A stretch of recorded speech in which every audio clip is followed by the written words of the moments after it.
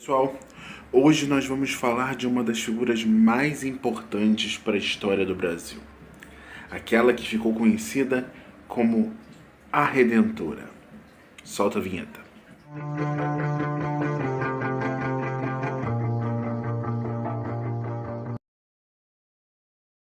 Isabel, Cristina, Leopoldina, Augusta, Micaela, Gabriela, Rafaela, Gonzaga, de Bragança e Bourbon.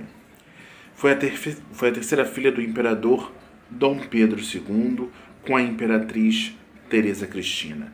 Nasceu em 29 de julho de 1846 e tornou-se a primeira na linha de sucessão após a morte dos seus dois irmãos.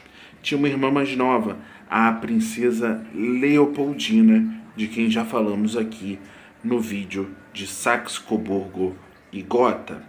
Ficou popularmente conhecida como Princesa Isabel, sendo regente do Império por 3 ocasiões, tendo sido responsável pela assinatura da Lei Áurea que abolia a escravidão no Brasil. Isabel foi educada de maneira tradicional, mas também se interessava por ciências exatas e demonstrava afeição por pautas progressistas como a abolição.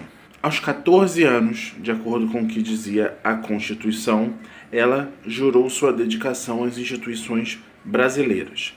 Na época, os monarcas juravam a manutenção da religião católica pela observação da Constituição política e pela obediência às leis e ao imperador. Aos 18 anos, Isabel se casou com o conde de acordo com a Constituição Brasileira de 1824, o herdeiro ao trono brasileiro se tornava senador do país ao completar 25 anos. Com Isabel não foi diferente, assumindo o cargo em julho de 1871 como a primeira senadora da história do país. Já no seu primeiro ano de Senado, ela assumiu a regência enquanto Dom Pedro II viajava à Europa.